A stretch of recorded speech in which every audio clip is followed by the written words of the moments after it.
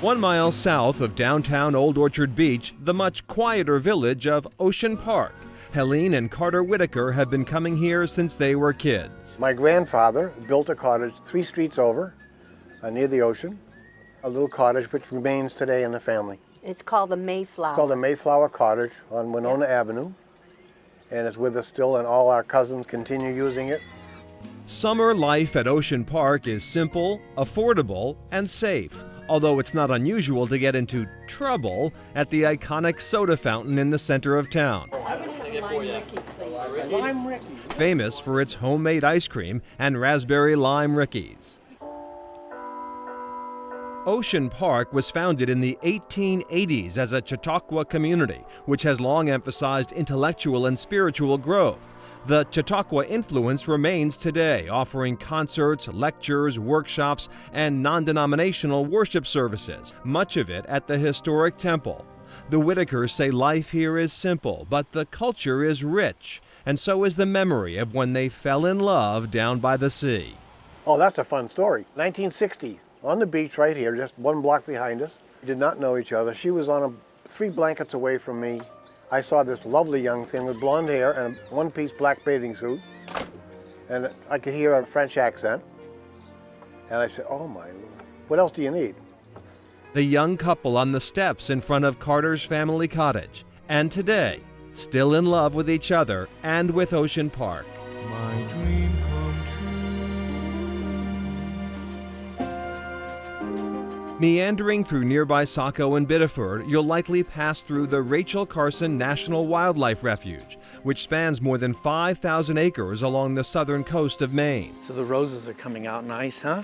Steve Norris and his wife Susan have been volunteers here for 6 years. Their mission is very species specific.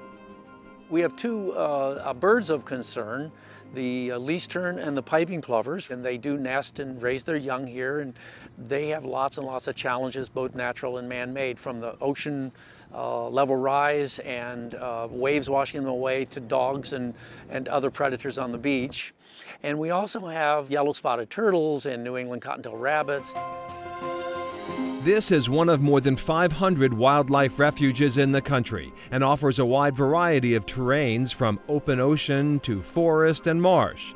Another priority for the Norrises, setting up the right environment for bees and butterflies. Well, the pollinator garden is an effort that we're making to attract more butterflies and bees and pollinators because they are an absolute necessity to the survival of all life on the planet.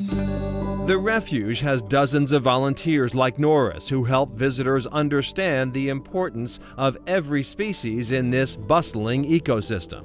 This is Curtis Cove, been known by many, many names over the years, but it is affectionately known among local people as Stinky Beach. And that's because the seaweed comes in and does a little bit of a natural rotting. But that's great for the birds and the wildlife because they love all those bugs that live in the seaweed. We're right in the middle of a thunderstorm, so hopefully we'll stay dry.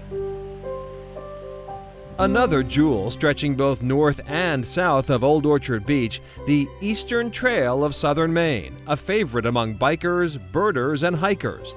This particular piece of the trail meanders through the Scarborough Marsh, the largest saltwater marsh in Maine.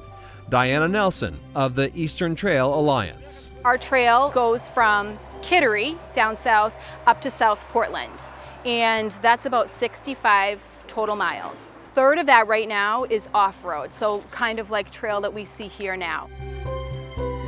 But Nelson says 2 pieces of the route to Portland are missing, including a bridge over the Nonsuch River that washed away several years ago. Efforts are underway to rebuild that missing link. We've got a very large fundraising campaign going on to raise almost $4 million, which would allow people to travel from downtown Saco all the way to South Portland's Bug Light, and then it's just a quick hop over the bridge and you're in the old port of Portland. With $4 million already raised, there's optimism the project will be completed soon. We feel really excited about it because we've had so much support. Now, the Eastern Trail is part of the proposed East Coast Greenway, a project that aims to connect 3,000 miles of urban paths from Calais, Maine to Key West, Florida. Maine's Department of Transportation has committed $2 million to the project. Bids for construction are expected to go out in early 2019 after the final design is complete. Right now, about 30% of that trail is off-road. The hope is that it will all be off-road once it's done. Biddeford used to be called Stinktown, and now it's chasing the sweet smell of success. Biddeford shrugs off its nasty nickname.